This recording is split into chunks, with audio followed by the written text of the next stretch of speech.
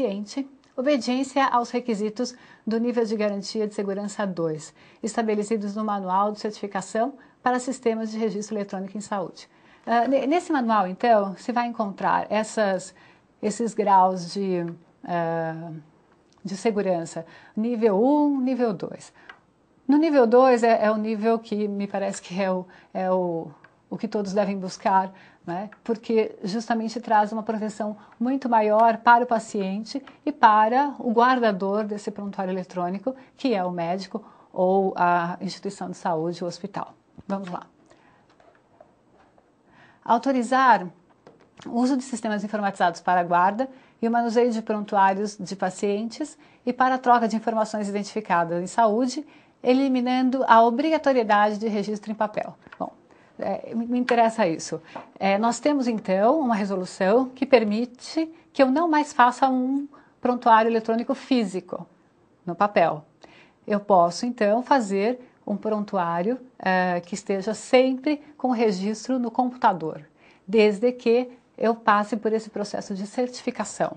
Então, eu entro no portal do médico ou na Sociedade Brasileira de Informática de Saúde. Lá existem todas as instruções de como se deve proceder para conseguir essa certificação digital, que é uma espécie de uma chave, né, que vai dar ao médico a oportunidade e o dever de ser aquele que vai proteger todos os dados que estão sob aquela chave, aquela certificação, certo? Então o médico precisa buscar esse manual, seguir as recomendações para que esse prontuário tenha valor.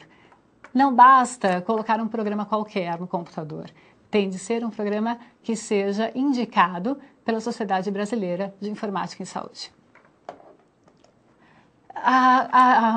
Todos os prontuários eles deverão ser submetidos a essa comissão de prontuário. Então, qual é a competência da comissão? Dentro dos hospitais, em especial, essa comissão vai estar formada, então aí não se refere àqueles médicos que têm os seus consultórios, as suas clínicas, eles não precisam ter uma comissão de análise, mas em hospitais é obrigatória essa comissão. E é obrigatória por quê? Porque todos os prontuários vão passar por ela para se ver avaliar alguns requisitos indispensáveis. Quais são eles? Identificação do paciente, nome completo, data de nascimento, dia, mês e ano com 4 dígitos, sexo, nome da mãe, naturalidade, indicando o município e o estado de nascimento, endereço completo, nome da via pública, número, complemento, bairro, distrito, município, estado e CEP. Anamnese, exame físico, exames complementares solicitados e seus respectivos resultados, hipóteses diagnósticas, diagnóstico definitivo e tratamento efetuado. Evolução diária do paciente, a questão da legibilidade da letra do profissional. Bom, isso é algo que tem trazido até algumas leis que são municipais, no sentido de que o médico precisa ter uma letra legível, é necessário que se entenda o que esse médico anotou, seja no prontuário, seja nas prescrições que ele passa ao paciente. Outra questão importante é o relato médico de todos os procedimentos realizados. Então, eu tenho que assegurar nesse preenchimento do prontuário que tudo o que foi feito com o paciente está ali colocado. E a comissão de prontuário vai justamente ajudar os profissionais médicos a seguirem esse padrão, né? Uma vez adotado o padrão, quer dizer, identificação do paciente, anamnese, exame físico, evolução diária, colocar todos os procedimentos realizados, não vai haver qualquer problema em relação ao tratamento do paciente, quer dizer, eu não vou ter médicos com visões diferentes ou com atitudes diferentes para tratar aquele paciente. Então, na verdade, uma questão de segurança ao paciente, é o que importa. Bom, algumas questões específicas sobre prontuário. Cabe informar no prontuário dados sobre a prática sexual do paciente e de seu parceiro? Tais informações somente podem constar do prontuário se contribuírem ou influenciarem no tratamento ou diagnóstico da doença. Em seu artigo 5º, a resolução do CFM 1638/02 dispõe que o prontuário obrigatoriamente deve trazer informações como o sexo do paciente, nome da mãe, naturalidade, endereço completo, anamnese, evolução diária e identificação dos profissionais, prestadores do atendimento, entre outros. Daí se verifica que o prontuário consigna apenas o sexo do paciente e não a sua orientação sexual. Em algumas circunstâncias, o médico que possui o dever legal de sigilo pode ingressar nessa esfera única e exclusivamente se houver aspectos que interfiram no diagnóstico e ou tratamento, sob pena de violação da proteção constitucional do paciente. Bem, na verdade, é uma questão delicada. Se o paciente ele é homossexual ou se ele não é homossexual, só é importante se isso interferir no diagnóstico dele. Então, o que deve constar no prontuário não é se o paciente é simpático ou antipático, né? Não é se naquele dia ele estava de bom humor ou mau humor, mas é o que interfere, se ele estiver de mau humor, porque obviamente tem um distúrbio, né, psicológico, aí é importante fazer essa anotação.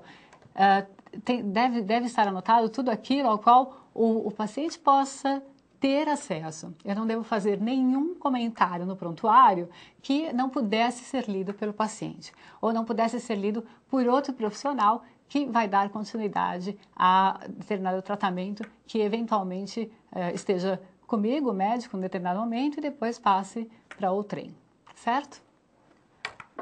Há impedimentos em colocar tarjas coloridas na capa de prontuários conforme a patologia do paciente, visando facilitar a localização do documento? Nada de tarjas coloridas, né? O problema das tarjas coloridas é que, com o tempo, nós teríamos uma associação da tarja amarela à doença X, da tarja vermelha à doença Y. Então, o prontuário, ele não deve ser um estigma, não deve se tornar um elemento de separação, né, dos pacientes. Eu não separo pacientes por doenças, eu trato o paciente como ser humano. Foi assim que nós aprendemos que devemos ver a medicina. Então, se o paciente não é uma doença, mas ele é um ser humano, digno do meu tratamento, eu não vou colocar uma tarja, né, para indicar a que doença aquele paciente, a que grupo ele está inserido. Então, é uma prática eticamente errada. Bom, abreviaturas. Eu posso utilizar abreviaturas no prontuário médico? Todos utilizam, todos colocam abreviaturas. Pode-se colocar? Pode-se, mas aquela abreviatura, ela vai ser entendida por outro profissional? A equipe de enfermagem vai entender? O profissional que vai passar vista no dia seguinte entenderá essa abreviatura? Então, o problema não é poder ou não poder. O problema é a abreviatura, de fato, ela é inteligível, é possível eu entender a partir dela o estado do paciente, ou ela significa só alguma coisa para mim, não é? Como aquela questão de colocar os maisinhos ou de colocar, às vezes, várias bolinhas para indicar se o paciente está com uma evolução melhor ou não. Bastante cuidado. Aquilo que for padronizado, eu posso utilizar. O que não é padronizado, eu devo evitar colocar no prontuário.